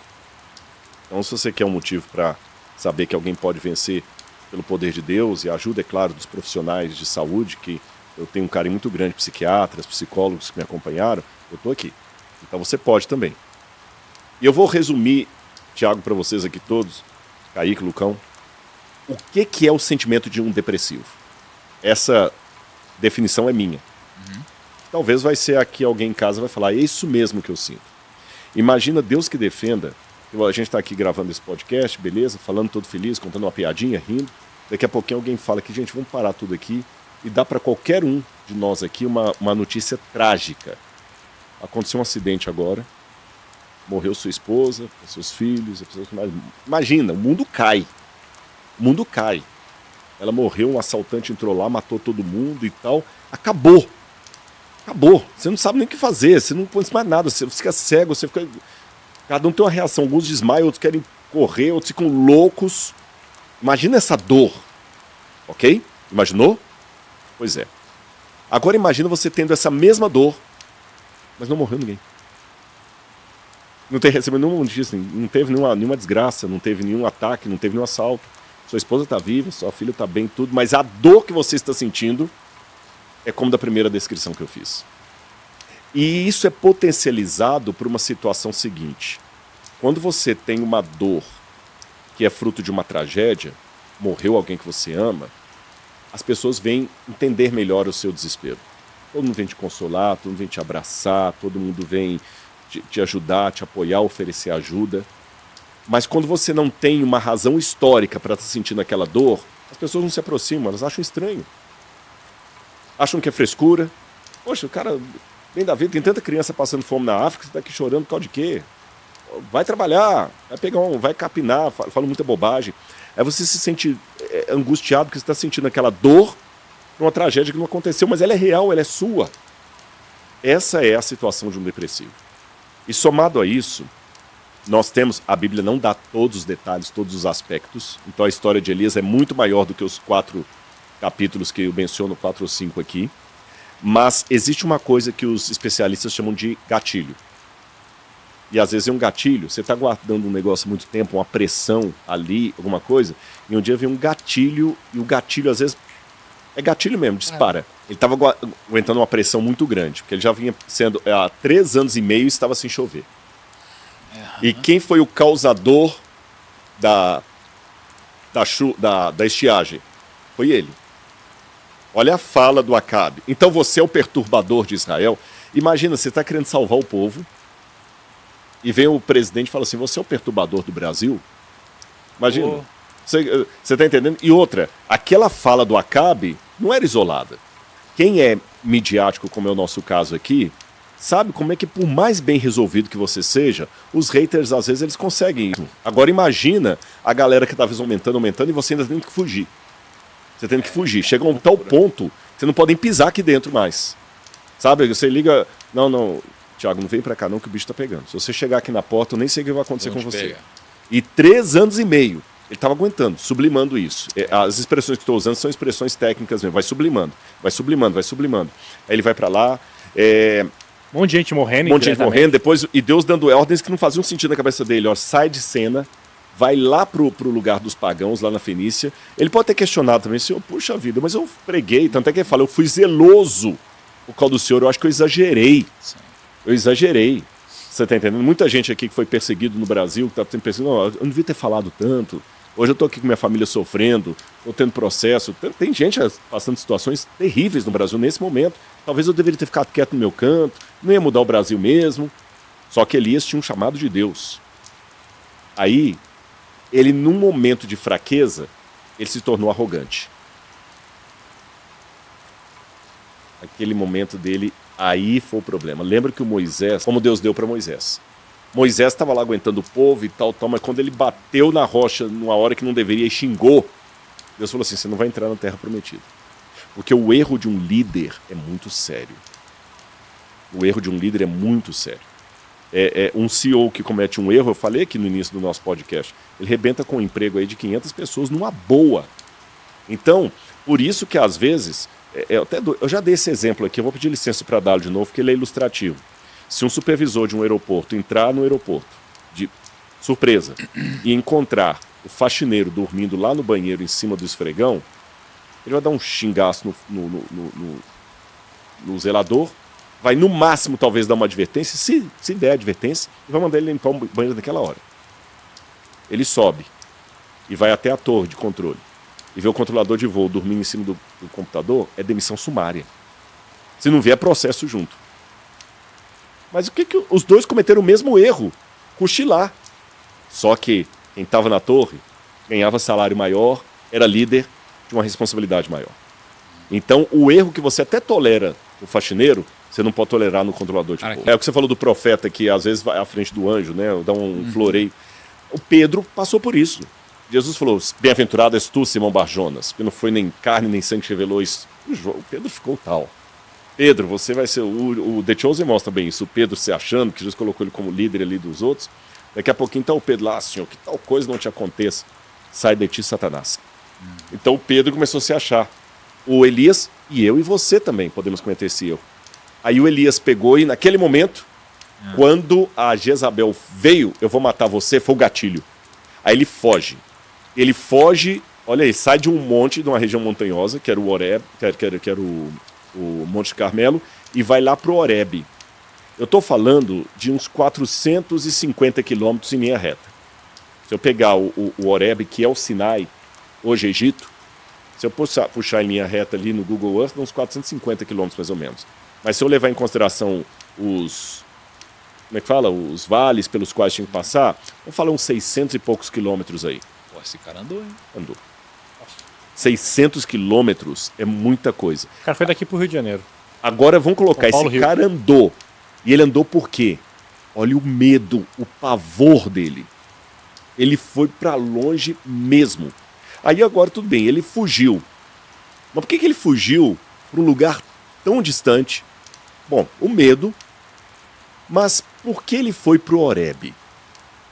Aqui eu vou de novo testemunhar para vocês e para quem está assistindo esse podcast uma experiência minha. Lembra que eu falei da depressão? Uma das épocas que eu estava muito mal na vida, coincidiu de eu estar no Horebe. Oh, no Horebe. Sozinho.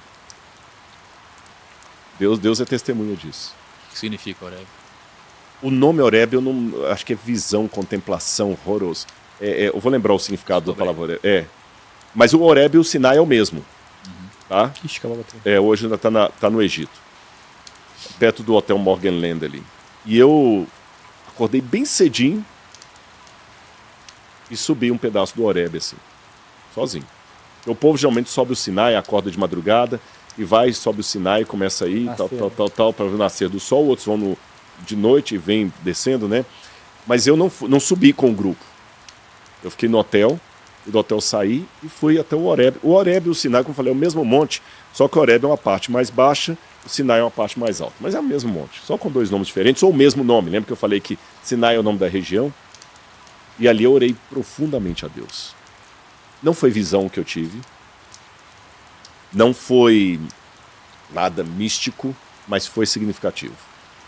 Aí eu senti como se Deus falasse para mim assim: o que você veio buscar aqui? O que você veio aqui? Eu falei, aí eu entendi, eu vim aqui porque chegou um momento na minha vida, já teólogo, doutorado, mas na depressão você tem isso, testemunhando muitos milagres de Deus na minha vida, mas naquele momento ali, parece que Deus não tinha feito nada. Então vocês perguntaram por que a viúva de Sarepta viu o milagre do menino e depois ainda estava com dificuldade, o Elias viu o milagre e depois estava com dificuldade, o Rodrigo viu vários milagres, mas na hora da dor, na hora da depressão, você não enxerga nada. Parece que Deus nunca fez nada, parece que os ateus é que tinham razão. Aí eu respondi para Deus em oração: eu vim aqui porque pelo menos aqui é o lugar onde aconteceram os milagres, para ver se pelo menos eu sinto alguma coisa. Já que os grandes milagres aconteceram aqui, e eu descobri a voz falando comigo bem no meu coração assim: o que você está buscando longe do que está perto? Eu já estava com você no Brasil, você precisou vir aqui para descobrir o que você já tinha lá. E aí eu lembrei da história de Elias. Como eu conheço a geografia do lugar, eu sabia onde eu estava, sabia a distância do Horebe, e veio essa ideia de Elias. Elias foi para lá com 2 motivos. Foi lá que Deus apareceu para Moisés. Olha a conexão dele com Moisés, a lei e os profetas. Foi lá que o monte fumegou e o povo viu Deus falando: eu preciso de algo maior do que o que aconteceu comigo. Olha, interessante, quando a gente está mal, mesmo o mar vermelho se abrindo, ainda fica pouco para vocês, que é algo mais. Mesmo Deus falando ali no monte, Deus desceu fogo em cima do Monte Carmelo, ele queria mais. Eu quero que o monte fumegue igual o Sinai. Então eu quero ver se eu, estando no lugar onde Moisés esteve, se eu vou ver uma aparição de Deus maior do que aquela de lá. Porque aquela de lá está pouco para acalmar minha alma. E a segunda coisa, eu vou gritar para ele. E ele vai aparecer. Ou para me dar um vislumbre da glória dele e me acalmar o coração, ou me matar e acabar com o meu sofrimento. Porque lembra que Moisés pediu para ver Deus no Sinai. Deus falou assim: nenhum homem pode ver o meu rosto e morrer. E viver. Você vai morrer. Aí Moisés insistiu. Deus falou assim: entra numa fresta, numa fenda de rocha, e eu vou fazer passar por você toda a minha bondade. Aí Deus cobre Moisés e passa a bondade de Deus por Moisés. Elias falou assim: pelo menos alguma coisa. Aí tem uma parte muito significativa que o Elias, no meio do caminho, ele dorme. Ele tem síndrome depressiva. Ele, igual aconteceu com os corvos, ele não quer comer. Já estava lá atrás os sintomas. Você tem sono de fuga na depressão. Sono de fuga é aquele negócio: você não está cansado fisicamente, mas você está exaurido. Você quer dormir. Sono de fuga. Dá sono na hora mais... Você não tem fome. Ou come demais, ou come de menos. Nunca você come normal. Ou você fica com uma draga, ou não come nada. Aí a Bíblia fala o seguinte: que Deus estava ali, Elias, no Horebe, esperando o monte fumegar, e diz que assim: passou um vento tempestuoso, mas Deus não estava no vento tempestuoso. Passou um redemoinho, Deus não estava no redemoinho. Teve um terremoto, os mesmos eventos do Sinai, mas Deus não estava no terremoto. E depois disso, um ciclo suave e calmo. Ali estava Deus. E Deus perguntou a Elias: o que você veio fazer aqui? Igual ele perguntou para mim: o que você veio fazer aqui? Do Brasil. Eu fui do Brasil para lá, Elias foi do Horebe, no mesmo lugar que eu encontrei. Então, ali Deus falou: volta, porque eu ainda reservei 7 mil para mim que não dobraram o joelho a Baal. E aqui eu tiro 3 lições, se vocês me permitem. A primeira, talvez você está tendo a síndrome de Elias. Só sobrou eu, Senhor. Porque é verdade, na vida, muitas vezes os que são ruins são uma minoria barulhenta. Mas o Nelson Rodrigues já dizia, se os homens de bem tivessem a audácia dos cafajestes, o mundo estaria melhor. Sei que o cafajeste ele é mais audacioso. Então ele parece que é a maioria. Ele é só barulhento. Aí você tem a síndrome de Elias, só sobrou eu, Senhor. Parece que não tem mais. Tem muita gente que tá largando as igrejas, que fala assim, eu não vou para a igreja não. Tanta corrupção na igreja, tanta apostasia, tanta gente desvirtuando o caminho. O que eu vou fazer lá? Deus fala, não. Tem 7 mil que não dobraram o joelho a Baal. Eu reservei para mim. Mas eles estão calados, Senhor. Mas ainda são meus. Deixa que eu estou trabalhando no coração deles. Na época certa eu vou despertar os 7 mil que não dobraram o joelho a Baal. Letra B. Segunda coisa que eu aprendo, além da síndrome de Elias. Mesmo você sendo uma pessoa, um homem ou uma mulher, que Deus usa para desafiar 450 mais 400, 850 profetas de Baal e Áxera, você pode ter os seus momentos de queda. Permita-se ser humano. Permita-se ser humano. Não importa se você cair, desde que você caia nas mãos de Deus. A minha preocupação é se você cair das mãos de Deus. Eu caí muitas vezes nas mãos de Deus. Eu não quero cair das mãos de Deus. E terceiro, provavelmente, eu não sou um especialista em psicologia, mas a melhor maneira de ser um mecânico é tendo um carro que dê problema. De tanto frequentar a mecânica, você começa a aprender um monte de coisa. Eu aprendi muita coisa de psicologia sem fazer a faculdade. Para me entender. Então, provavelmente, Elias teve algum surto psiquiátrico, depressivo, alguma coisa congênere a isso aí ele teve. Alguma, sei lá, um burnout, não sei.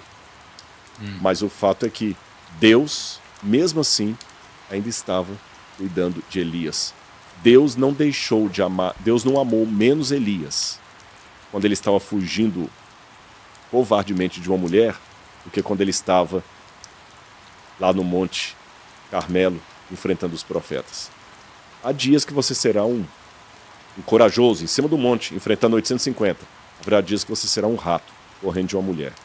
Mas Deus é paciente. Se você é sincero de coração, Ele vai ter paciência para falar com você, descendo um raio do céu para queimar o sacrifício, a despeito da sua humanidade e arrogância, ou num ciclo suave e calmo, lá na sua fuga, no meio do Horebe. Deus é Deus. Que Deus, de maneira muito misericordiosa, percebeu que o Elias, mesmo depois do encontro com Deus, ele não estava preparado mais para poder...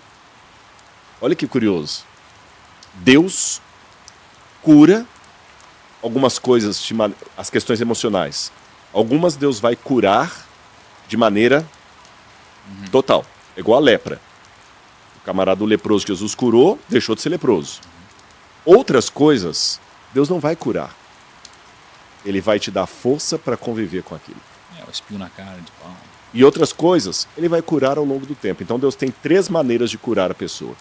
A cura instantânea, a cura gradual, ele vai curando aos poucos, e aquela cura que na verdade é a não cura.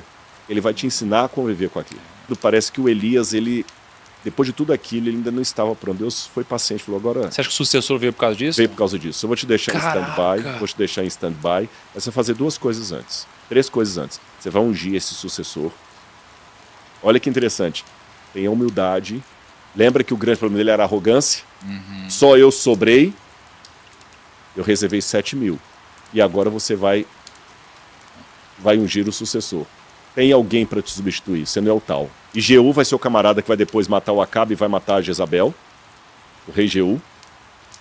E mesmo sendo imperfeito, o Jeú vai cumprir meus desígnios. Ou seja, você não vai acabar com a igreja. Você vai lá, eu vou tirar esse ministério e vai vir um outro. Talvez não vai ser perfeito, mas eu ainda estou cuidando da igreja. E em terceiro, você vai ungir o rei da Síria também. Por quê? Para ver que, olha a teologia disso aqui. Aprenda que você não é o único, por mais que você se sinta zeloso, porque a gente quando é crente, a gente acha meio dono da verdade, né? A gente acha que se todo mundo da igreja fosse como eu, a igreja estaria melhor. porque a música tem que ser como eu gosto, o culto. Somente quem é líder, a gente dá muito palpite, né? Não, essa igreja não está bem porque ela não está investindo nisso aqui, ela não está fazendo aquilo. A gente se acha assim, o resolvedor, não sei se é essa palavra, o solucionador de todos os problemas. O outro está errando porque ele não seguiu o que eu falei. Eu faria diferente. Eu faria esse sermão diferente, eu coordenaria essa igreja diferente, eu administraria diferente, tudo é a gente. Prepare para suceder outro. Por mais que Deus tenha te usado, Elias, há espaço para os Eliseus na sua vida. Segunda é lição teológica. Reconheça que o povo, mesmo que o Acabe seja substituído por um Jeú, que também não era aquela perfeição de pessoa, lá no museu tem uma pedra que tem um desenho do Jeú prostrado diante de Salmanasar, rei da Assíria. Eu ainda sou o Deus de Israel. Não vem com esse negócio de cristianismo avulso, não. Eu não quero pertencer à igreja porque a igreja está corrompida. Tem muita Jezabel comandando lá e muito Acabe. Ainda é meu. E terceiro, reconheça que Deus tem os seus filhos fora de Israel. Você vai ungir o rei da Síria. Você vai lá ajudar a viúva de Sarepta. Então lembre, Deus é maior do que você. Prepare-se para a sucessão. Deus comanda a igreja dele, não ponha dúvida nisso. E reconheça que Deus tem filhos fora da igreja. Só uma notinha falar do Baal-Zebub. Quando eu falei Deus tem filhos fora, muita gente pode questionar. Não, porque a Bíblia fala que os filhos de Deus são só quem aceita Jesus como seu salvador pessoal. Né? O próprio Jesus falou, eu tenho ovelhas que não pertencem a esse aprisco. A mim convém conduzi-las. Então haverá um só rebanho, um só Senhor. É Deus que sabe quem são os sinceros que ainda estão espalhados no mundo pagão aí. E que não compete a mim. Né? Não é você que define quem é quem. E o Baal-Zebub, por que eu ri aqui quando você falou? Porque o Baal-Zebub significa, também uma maneira dessacralizadora de falar do Baal, Baal-Zevuv, o Baal das moscas. E no Novo Testamento, por ironia, quando os opositores de Jesus foram depreciar o trabalho dele, disseram o seguinte, esse aí opera milagres por Baal-Zebu, não tem, Beuzebu. Beuzebu, acabou por causa do grego, ficou assim, Beuzebu, o maioral dos demônios. Beuzebu, no Novo Testamento, é o Baal-Zebub, ou Baal das moscas. Então olha que no Novo Testamento isso aqui vai ser um xingamento contra o ministério de Jesus. Entendi. Eu espero não ter em nenhum momento no nosso podcast trocado aqui que Filisteu e Fenícios é muito fácil de confundir, né, os nomes, né? Com F. A Jezabel era um conflito dele com os fenícios. E agora estava com os filisteus. E os dois grupos de filisteus que ficavam na costa do Mediterrâneo e os fenícios que ficavam onde hoje é o Líbano, adorando o mesmo deus Baal. Então você tinha pressão, tinha um tipo de Baal que vinha de cima e outro culto de Baal que vinha do lado. Mas algumas coisas que a Bíblia coloca apenas para nos dar historicidade. Mas aquele livro não era um livro que deveria fazer parte do cânon sagrado. Isso é uma coisa interessante. A gente pode um dia falar sobre isso, questão de você falou de profeta, né? Como identificar o verdadeiro profeta. Nem tudo que é inspirado por Deus é canônico.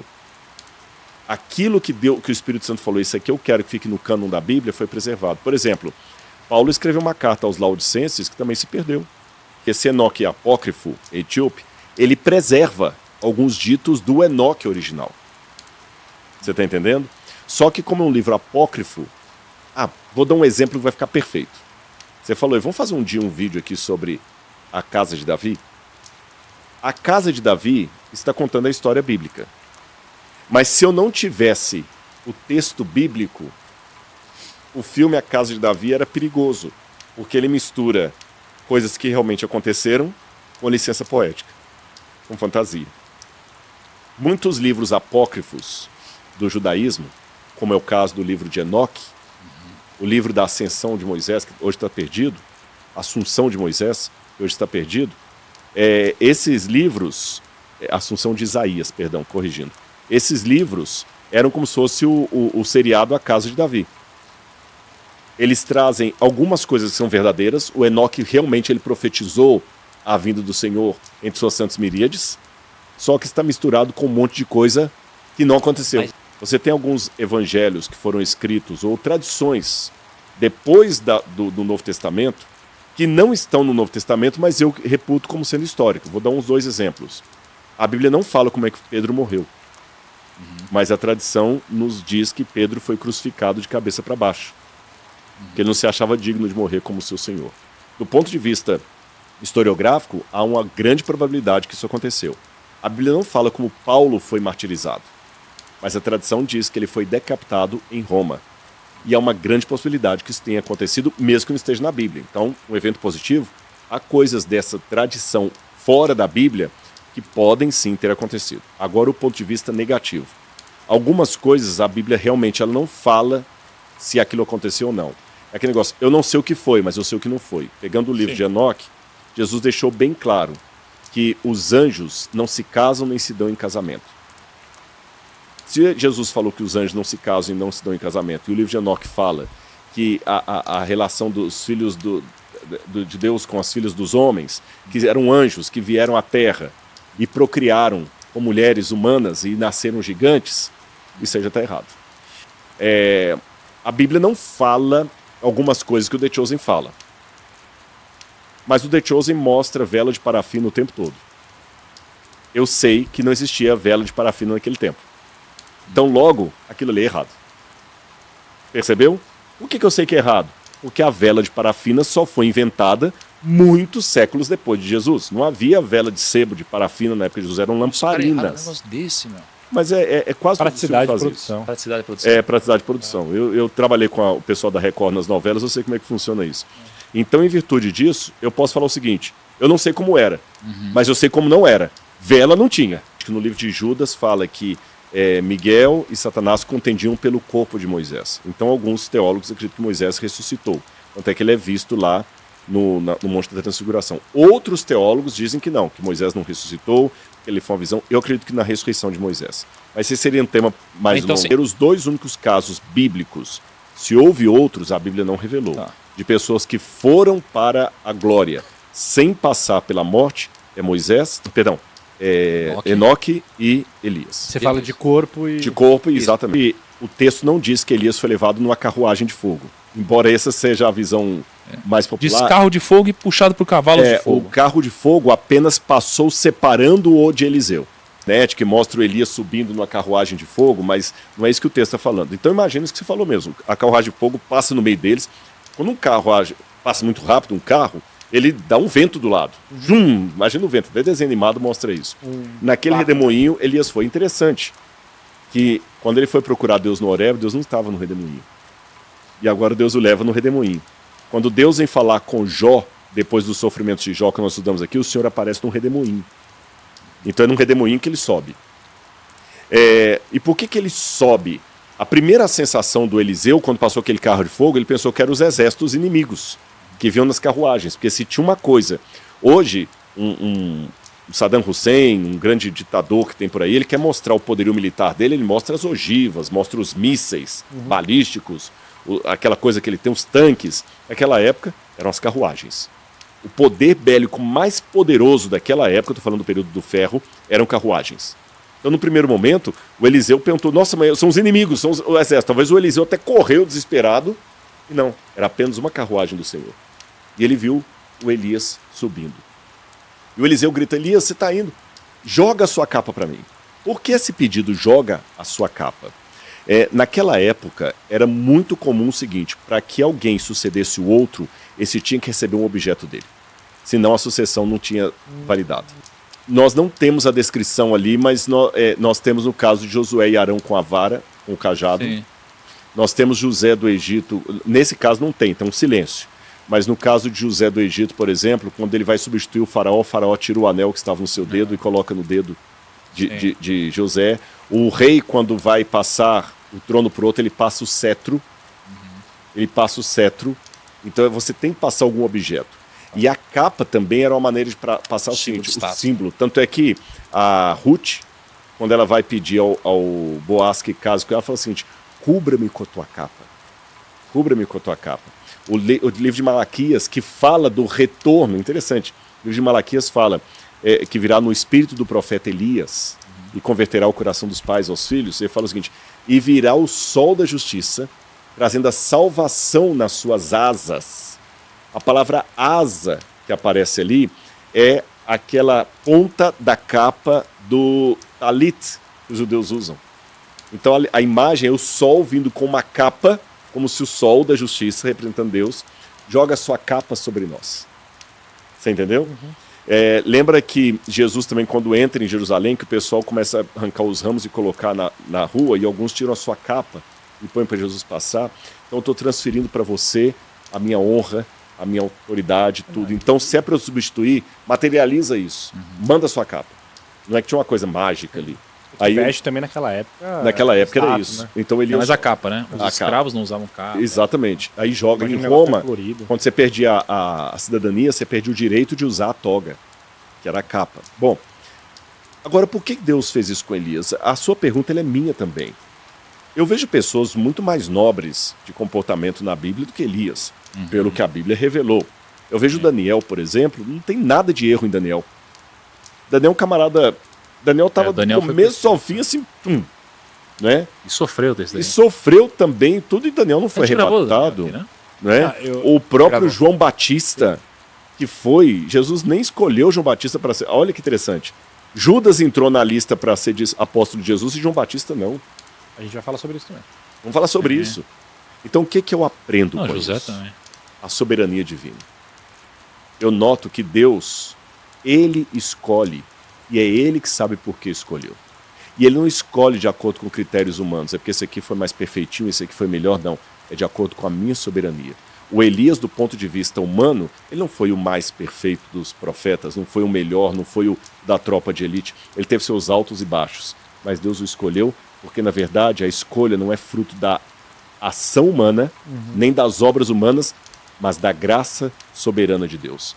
E eu termino com um episódio do próprio Jesus, que respondeu essa pergunta uma vez quando Pedro ouviu de Jesus a fala: Pedro, quando você ficar velho, alguém vai pegar você pela mão e vai levar para um lugar onde você não queria ir, referindo-se ao modo como Pedro havia de morrer. Aí Pedro olhou para João, discípulo amado, e falou: e quanto a esse aí? Jesus falou assim: se eu quero que ele permaneça até que eu venha, que te importas? Ou seja, o Deus aqui sou eu. Então, se Deus escolheu Elias e não Daniel, que pelos meus critérios seria Daniel, se ele permitiu Judas e não João Batista, isso me mostra o seguinte: deixa Deus ser Deus, não depende da ação humana, é ele na soberania que faz. Cá para nós, não discuta com um especialista, ele sabe mais do que você, nós, né? e ele faz coisas que o leigo não entende. Deixa Deus ser Deus. Então, não sei. Eu achava que não tinha nada revelado lá. Comecei a ver os números e descobri várias coisas sobre ele. Não, sim, mas não com todos os detalhes que a gente queria. Não tem a vida dele, não da esposa. Agora, isso estimula 3 coisas. Letra A primeira que você tem, estimula a pesquisa, você não ficar acomodado. Letra B, estimula a não achar que você pode esgotar o conhecimento. Você vai ter algo que você não entende. E letra C, haverá um algo que não será revelado. Para você entender que você não é... Isso aqui é somente uma carteirada em nós teólogos, com formação de diploma, doutorado em teologia, que nós não somos especialistas em Deus. E pensa assim, ó, o teólogo não é doutor em Deus.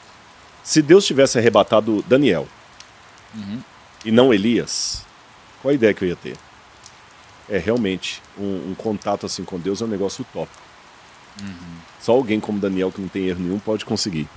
Olha só. Eu tenho meus erros, que eu sou arrogante. Você viu como você já começa a destrinchar mais o negócio? Eu sou arrogante. Ou seja, tá vendo? O cara é arrogante, se Deus teve essa paciência, ele não vai soltar falhou. você, não. Você também é meio arrogante, você se acha, às vezes, a última Coca-Cola gelada do deserto, mas Deus vai dar uns tapas no seu ego aí, Deus vai te burilar.